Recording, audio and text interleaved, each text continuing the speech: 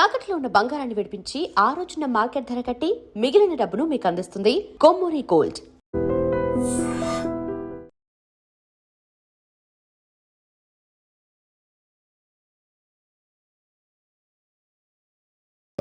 KCR sir నమస్తే, good morning. You are tiger అనేసి కేసీఆర్ గారికి ఒక ట్వీట్ పెట్టారు. తప్పేంది? ఇప్పుడు మీరు కాంగ్రెస్ పార్టీలో ఉన్నారా, టీఆర్ఎస్లో ఉన్నారా? అరే ఊరుకో స్వామి, ఒక మంచివాడు మంచి పని చేస్తే మంచి అని పొగిడితే పార్టీలకి దానికి సంబంధం ఏంది?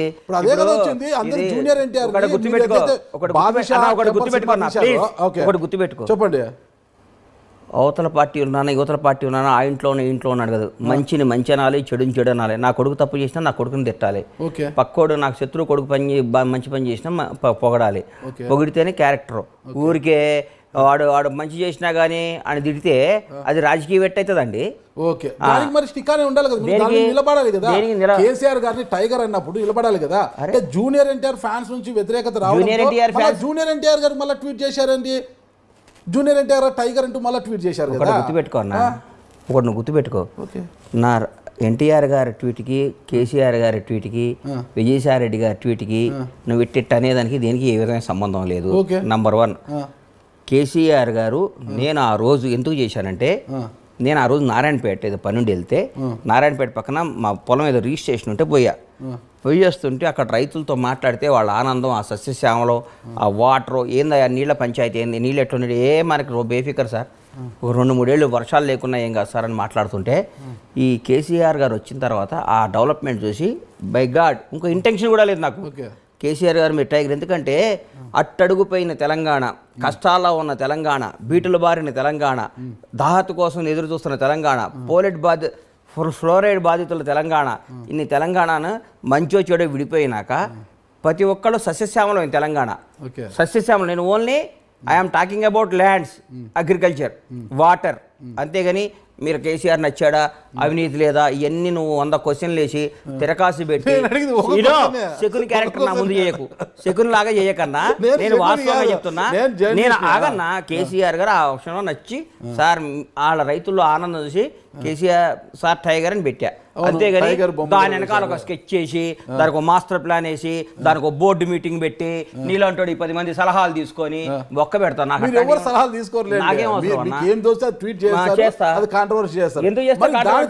జూనియర్ ఎన్టీఆర్ గారికి అంటే పాపం వాళ్ళ ఫ్యాన్స్ హీరో గారు అన్నారని ఫీల్ అయ్యారు. ఎన్టీఆర్ అనేవాడు నా హీరో, నాకు ఎప్పటికీ నాకు ఆ రెస్పెక్ట్, ఆ గౌరవం ఉంటుంది. నా ప్రాణం పైన నేను ఎన్టీఆర్ గారిని కామెంట్ చేయటం అట్లా చేయను, నాకేం అవసరం అండి. మెగా ఫ్యామిలీకి మీరు చాలా దగ్గర ఉంటారు కాబట్టి, కేసీఆర్ గారు మెగా ఫ్యామిలీని చాలా గౌరవిస్తుంటారు కాబట్టి అందులో ప్రసోదితో పొద్దున్నే తీసుకొచ్చి మెగా ఫ్యామిలీ దగ్గర కాబట్టి ఎన్టీఆర్ దూరమా అంటే ఒకటి దగ్గర ఉంటే ఒకటి దూరం ఉండాలనా? అదే కదా జరుగుతుంది. ఎవడండి చెప్పింది మీకు? అదే కదా జరుగుతుంది. అరిగిపోయిన గ్రామ్ ఫోన్ రికార్డు లాగా నేను ఎప్పుడు ఫ్రెష్ గానే ఫ్యామిలీకి దగ్గర ఈ ఫ్యామిలీ దూరం డిసైడ్ చేయడానికి నేను ఎవరు కాదు, నేను ఒక జర్నలిస్ట్ గా ఎట్టడుతాను. ఏ ఫ్యామిలీ దగ్గర ఏ ఫ్యామిలీ అంటే నాకు ఎన్టీఆర్ తో నాకు శత్రుత్వం ఉందా? నేను ఒక సినిమా తీయలా, ప్రభాస్ అంటే నాకు ఇష్టం, నేను ఒక సినిమా తీయలా, మహేష్ బాబు అంటే నాకు గౌరవం, నాకు ఒక మెగా ఫ్యామిలీ అంటే అభిమానం, అట్లాగే ఎన్టీఆర్ అంటే కూడా అభిమానం. నాకు ఒక ఫ్యామిలీతో దగ్గర ఉంటే ఒక ఫ్యామిలీకి దూరం కాదు కదా. నువ్వే కాదు, పోసాని ఫ్యామిలీకి ఎందుకు దూరం కావాలనుకున్నారు? పోసాని చావు మామూలుగా ఉండదు, అది ఇది మాట్లాడారు కదా. పోసానికి నాకు చావు మామూలు దూరమేం కావాలి. నువ్వు మాట్లాడుతుంది నా హీరో గురించి, ఎన్టీఆర్ అనే వాడి గురించి దగ్గర నుంచి నేను లబ్ధి పొందా. ఎన్టీఆర్ గారితో నేను 2 సినిమాలు తీసా, ఎన్టీఆర్ గారితో నాకు ఒక రిలేషన్ ఉంది, ఎన్టీఆర్ గారితో నాకు బంధం ఉంది, ఎన్టీఆర్ గారితో 2 బ్లాక్ బాస్టర్ సినిమాలు తీసా, ఒక సినిమా సూపర్ హిట్, ఒక సినిమా బ్లాక్ బాస్టర్ హిట్. అది సినిమాలో పెట్టుకోవాలి. వ్యక్తిగత ఎందుకు వస్తారు? సినిమాలో వ్యక్తిగతంగా వచ్చానా? అవును, పోసాని చావు మామూలుగా ఉండదంటే చెప్పడానికి మీరెవరు? నువ్వు ఫస్ట్ ఇది కట్ చేశారంటే నేను నూరుకొని చెప్తున్నా. కట్ చేయండి. ఫస్ట్ నీ మానసిక పరిస్థితి బాలా. ఓకే, ఎందుకంటే కేసీఆర్ అంటావు, విజయసాయి రెడ్డి అంటావు, ఎన్టీఆర్ అంటావు, మెగా ఫ్యామిలీ అంటావు, దీనికి ఏ సంబంధం లేకుండా పోసారంటావు. ఒక క్లారిటీతో క్వశ్చన్ రాసుకొని రేపు రా ఇంటర్వ్యూ. నువ్వు సంబంధం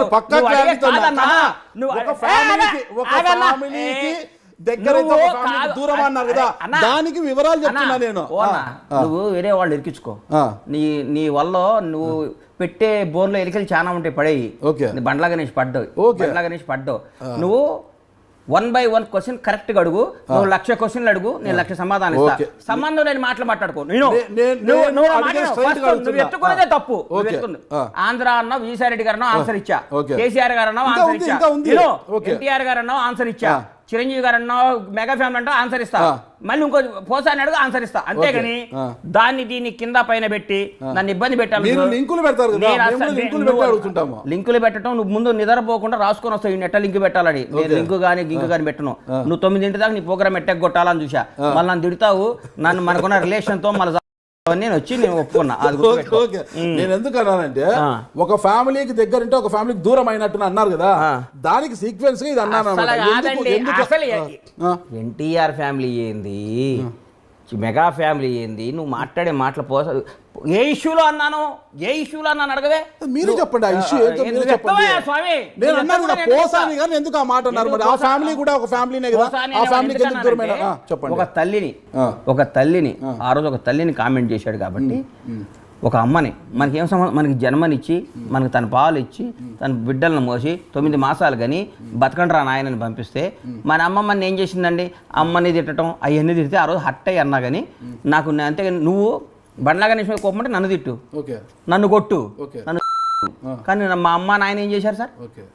ఎప్పుడైనా బియాండ్ ద లిమిట్ మనం కొట్టుకోవాలి కానీ మన అమ్మల్ని మన జన్మనిచ్చినందుకు మన అమ్మ నాయనను మన కడుపును పుట్టిన మన పిల్లలకి ఏం బాధ్యత? తప్పే అది ఎవరు అంతేగాని నాకు పోసాని ఆ విషయం మీద విభేజించా.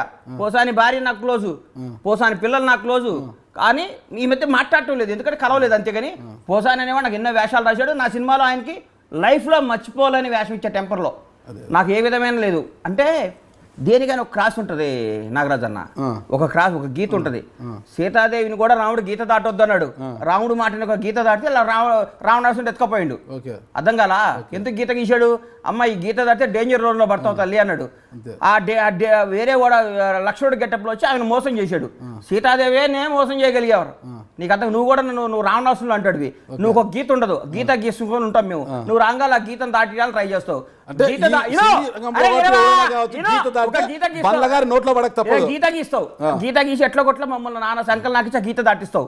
ఆ దాటినాక నువ్వు మమ్మల్ని ఫుట్బాల్ ఆడుకొని మీములు గీములు చేసి రాజశేఖర రెడ్డి గారు ఓడిపోయారా అంటావు. ఏదో ఒక తప్పు గవక్కర్ అంటావు. దాన్ని 100 ఏళ్ళు ఇవన్నీ కాదయ్యా నువ్వు. అందుకనే గీత దేనికైనా ఒక గీత ఉంటుంది. ఈ గీత యువతలో నన్ను 100 క్వశ్చన్లు అడుగు. నన్ను కనిపిజి చేసి గజిబిజి చేసి తప్పు చేసి రాంగ్ చేసి నువ్వు నన్ను గీత దాటియకు. దాటిస్తే గజిబిజి చేసినా ఎవరు గజిబిజి చేసినా మీరు గజిబిజి అవుతారా? అమ్మోని